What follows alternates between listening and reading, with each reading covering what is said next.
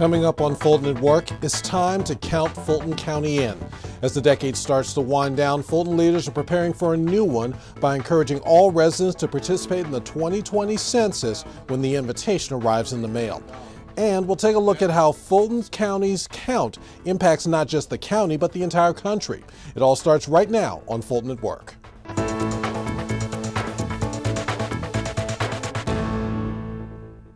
Welcome to Fulton at Work. I'm Darrell Carver. Fulton County leaders prepare to follow the federal mandate to count its population. The U.S. Constitution calls for every American city and jurisdiction to participate in the census once every decade. And this count will mean just how much federal funding the county can receive. To stress its importance, Fulton County has established its own Census 2020 Complete Count Committee. The Board of Commissioners appointed committee, along with county partners, are working to make sure that Fulton's count is as accurate and complete as possible. FGTV's Brian Robinson has more on this story. With an official welcome from Fulton's chairman, the Fulton Census 2020 planning kickoff session began. This is really important work, and as I always say, it's a big deal for us. This group included representatives from the U.S. Census Bureau Atlanta office, the state's Department of Community Affairs, the Atlanta Regional Commission, Fulton's IT deputy, community partners, and led by the head of Fulton's Intergovernmental and Interagency Office. So our purpose today is to hear from our census and our data experts to gain a better understanding of the census task ahead and to begin our census coalition building. On April 1, 2020, Fulton residents and those around the nation will be asked to raise their hands and be counted.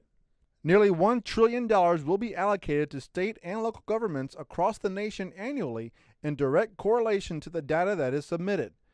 It is for this reason that the 15 municipalities in Fulton County are already coordinating various aspects of research and data compliance to support the outreach and mobilization strategies. There are new ways for people to be counted. For the first time, people will be able to complete their census online using either a computer, tablet, or a smartphone. If people are unable to complete their census using one of those sources, they can also call over the phone. Make a phone call and complete their census over the telephone. And if people are just more comfortable with a hard copy questionnaire, they can request a copy of a questionnaire to be sent to their home. According to organizers, the participation of each resident will equate to roughly $1,600 for government programs and services that directly impact Georgians. Fulton County is a critically important piece of the census for 2020. A huge population, and we want to make sure that everything is done to get a complete count of the residents within Fulton County. So now that the official meeting has wrapped, the real work begins. Counting every Fulton County resident, regardless of race, national origin, age, gender, income level, and any other distinguishing factors, is counted. Thank you, Brian. Now, when we come back, we're going to find out more about Fulton's Complete Count Committee and its goal of getting every county resident counted. Please stay with us.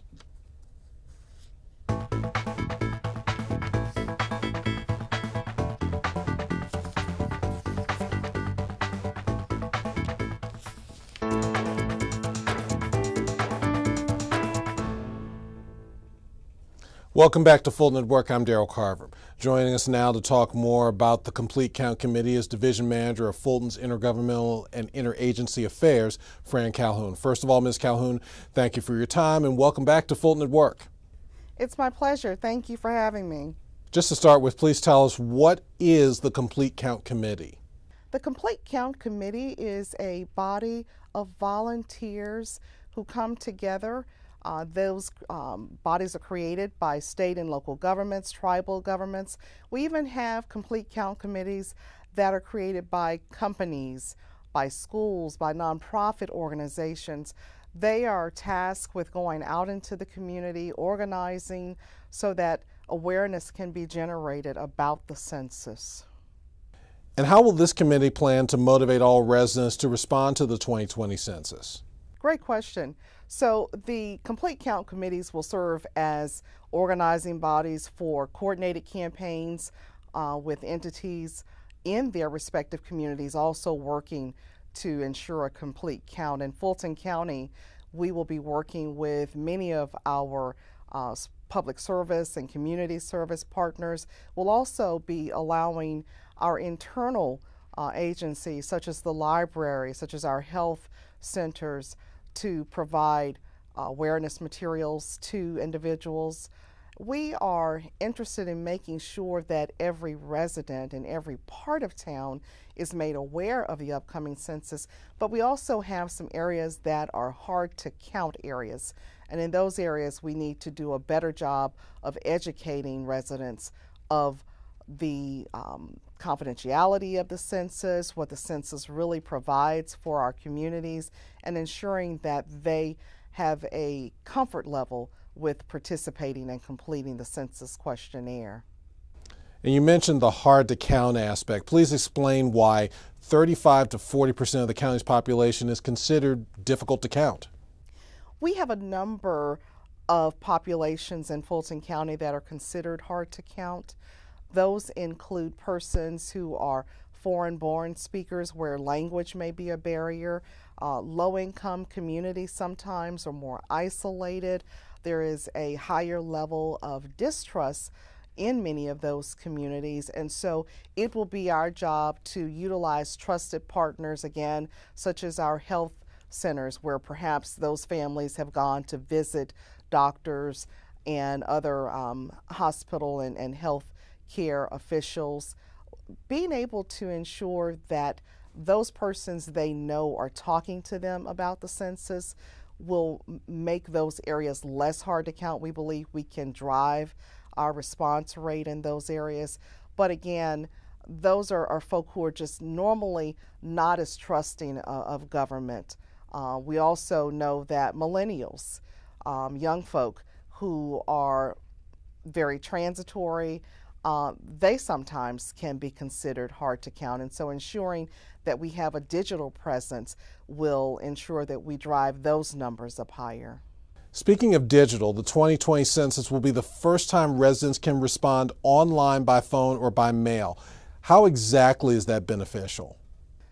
The Census Bureau believes that utilizing technology will be beneficial in driving early results and responsiveness. Of course, most of us have technology, one or two gadgets on us at all times, and so persons will be able to complete the census on their home computers, a laptop, a tablet, but they'll also be able to use their mobile phone. So the census will be optimized for mobile use.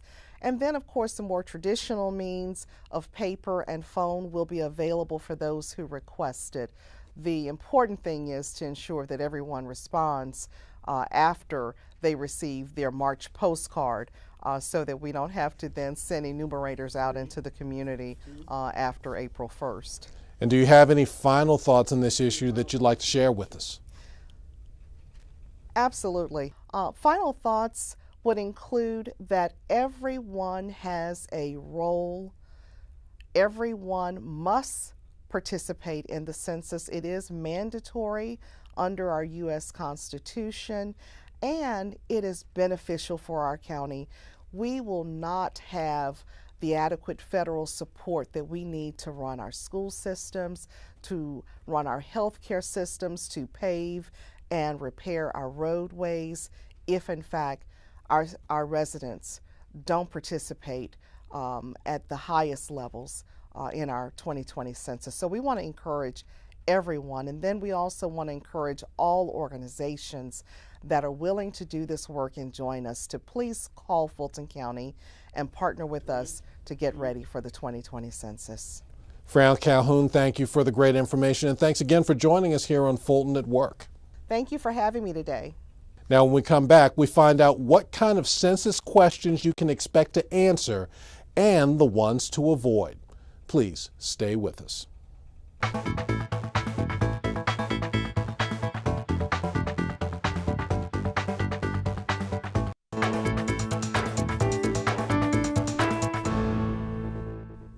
Welcome back to Fulton at Work. Efforts are already underway to stress the importance of responding to the 2020 census. So what are some of the questions you can be expected to answer? Better yet, are there questions that you should avoid answering?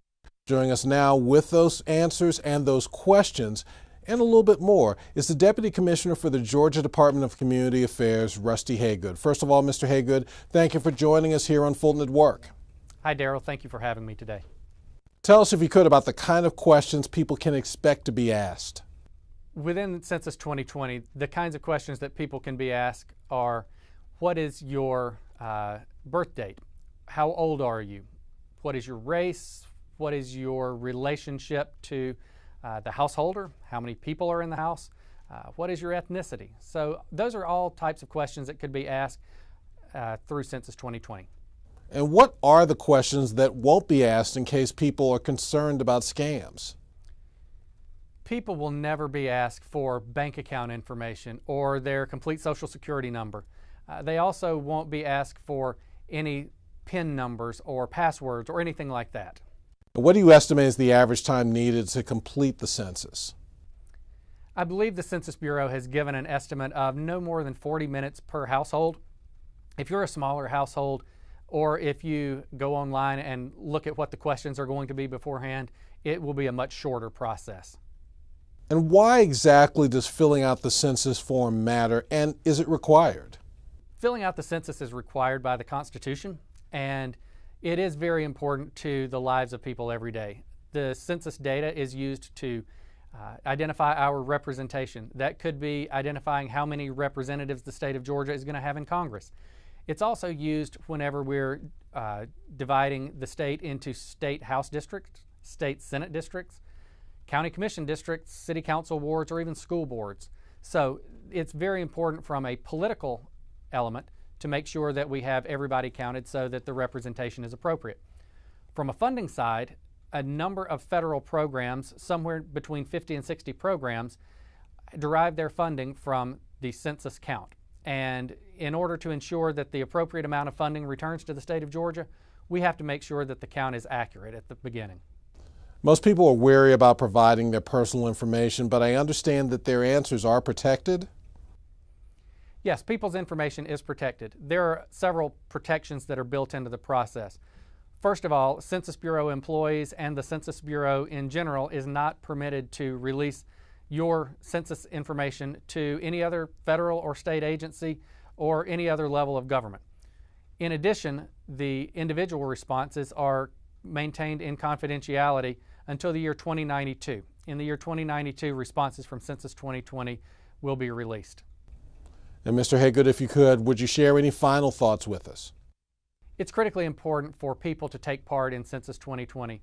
It affects our political representation. It affects the funding that comes back to communities across the state and to individuals themselves. So we would strongly encourage everyone to take part in the census and to encourage your friends and neighbors to do the same. Rusty Haygood from the Georgia Department of Community Affairs, thank you again for joining us here on Fulton at Work. Thank you for having me. And we'll be back to wrap up the show after this short break.